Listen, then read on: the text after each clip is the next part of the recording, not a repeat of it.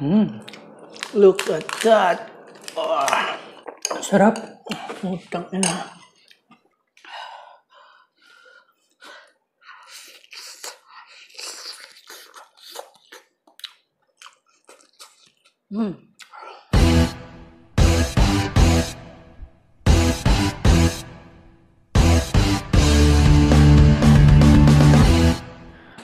Hello, Mike. Hello, Mike. Gumagana ba yung microphone natin? Okay, gumagana. Alright, umpisa na natin. Hello mga kaibigan, muli po tayo nagbabalik sa ating YouTube channel at ngayon po ay nandito tayo sa kusina kung napapansin nyo kasi magluluto tayo.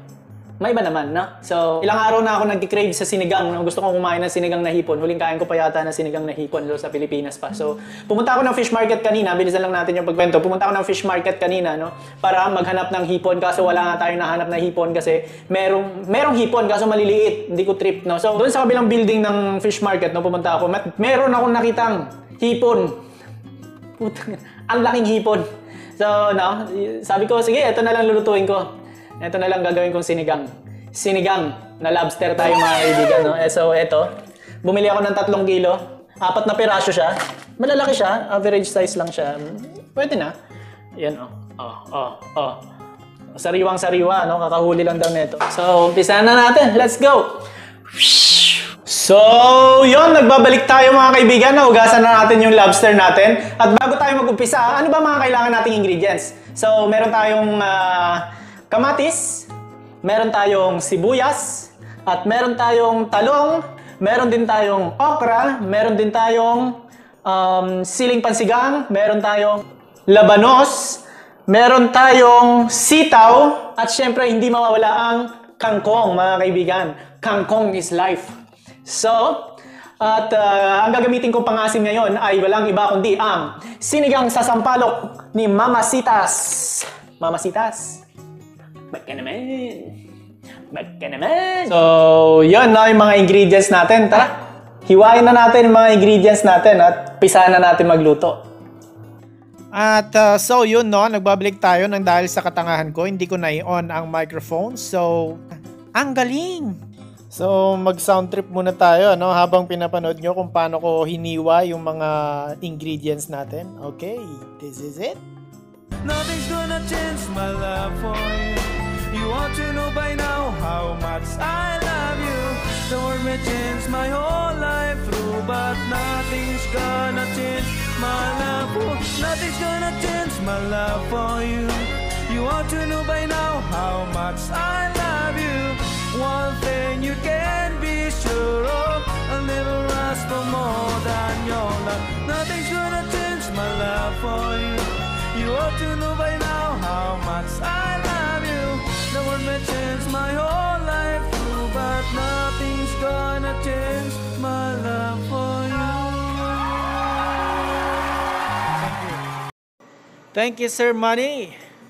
So, eto na nga no, umpisa na natin ang pagluto ng ating sinigang. Una, ay magpakulo lang tayo ng tubig, no?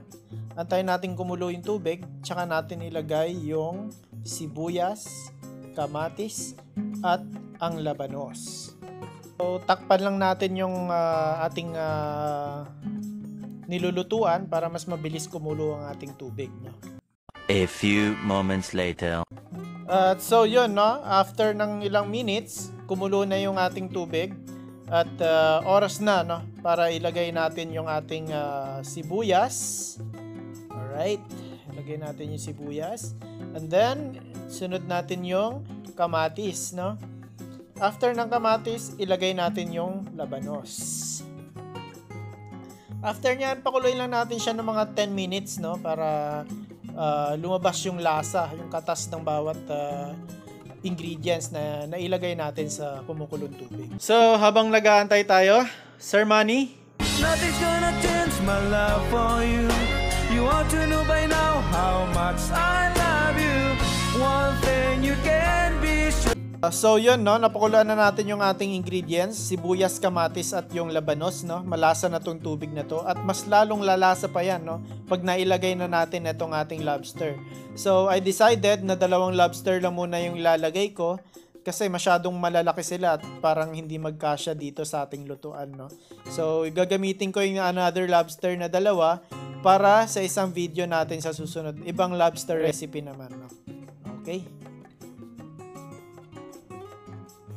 At so yun, no, nailagay na natin yung dalawang lobster natin. Takpan na natin sila, no, para pakulaan ulit natin sila ng mga 8 to 10 minutes, no, bago natin ilagay yung mga ibang ingredients natin, which is mga vegetables natin.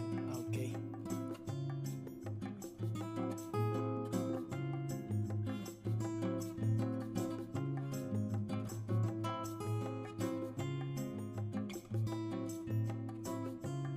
Pagkatapos, lagyan natin ng 1 teaspoon na black pepper, no? At nilagyan ko na rin siya kanina, guys, ng mga 3 kutsarang patis, no? Pagkatapos, ilagay na natin yung ating siling pansigang. Alright. After nyan, pwede na nating ilagay yung mga gulay natin, no? Like sitaw. Ilagay na rin natin yung ating sitaw. Okay. Ilagay na rin natin yung ating okra.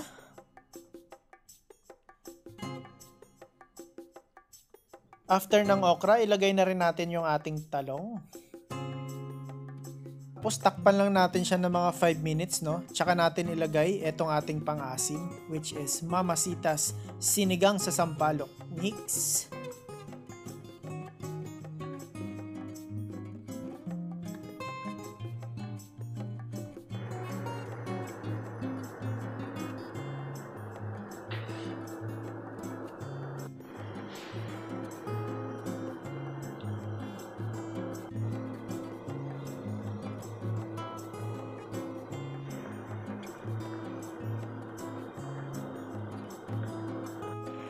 At syempre, ang pinakahuli, wag nating kakalimutan ilagay ang ating kangkong.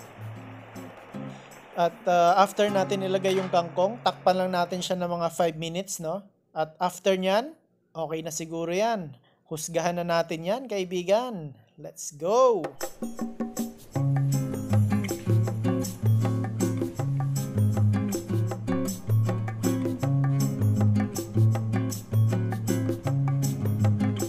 So, yun no, natapos din sa wakas ang ating sinigang na lobster. So, husgahan na natin.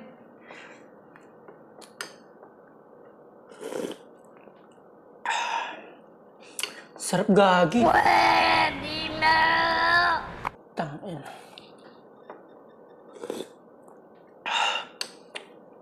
Sarap. Sarap gagi.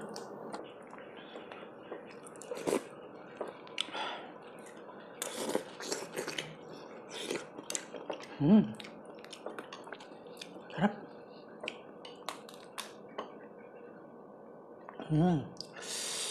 Guys, oh. Look at that. Oh. Init. Sarap po. Ooh. Ooh. Look at that, guys. Kita ba?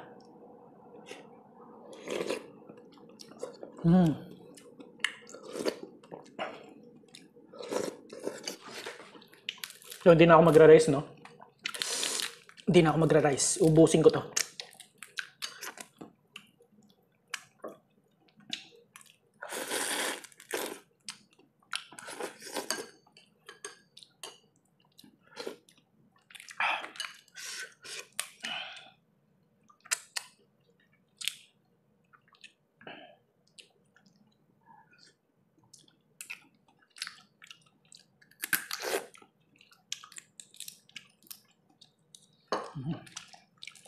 Sarap.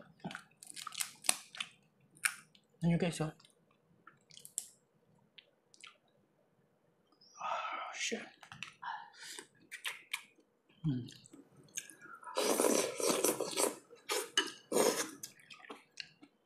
Gulay guys.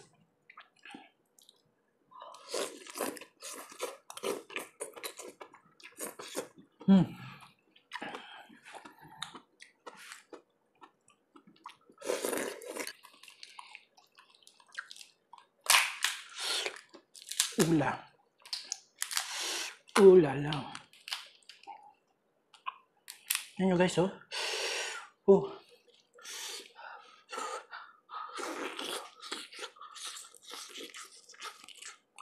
Mm.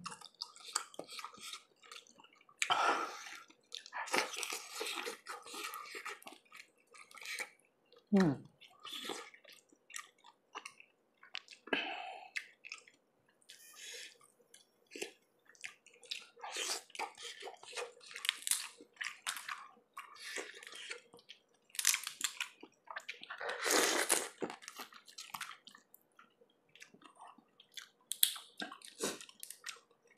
Sarap.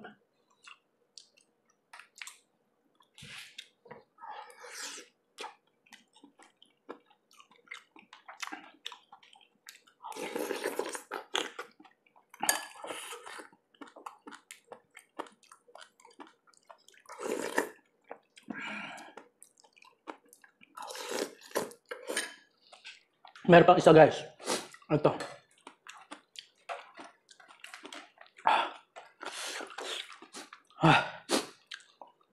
Sarap kamayin.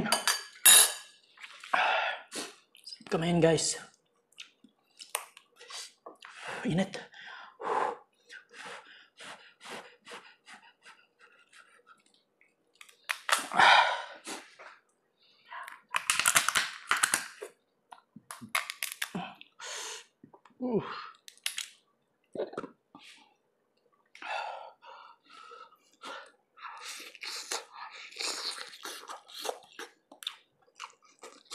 Mm.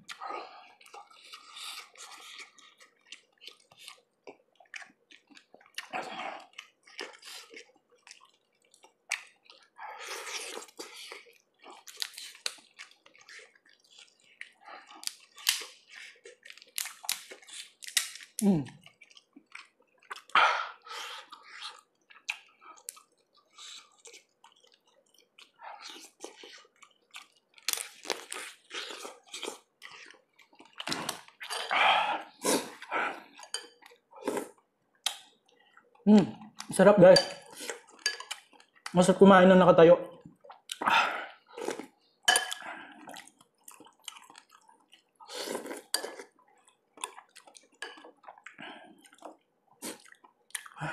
Tuloy si pong kaputa. Sarap.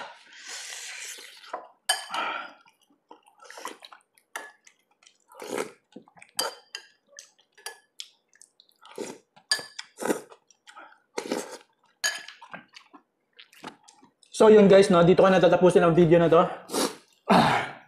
Bibitinin ko muna kayo. May dalawang lobster pa tayo. Sa next video. Ewan ko kung anong gagawin ko doon. Siguro gagawin ko buttered garlic yun ah. Buttered garlic lobster. So, nandito na lang. And see you sa next video mga kaibigan. Maraming salamat sa panonood.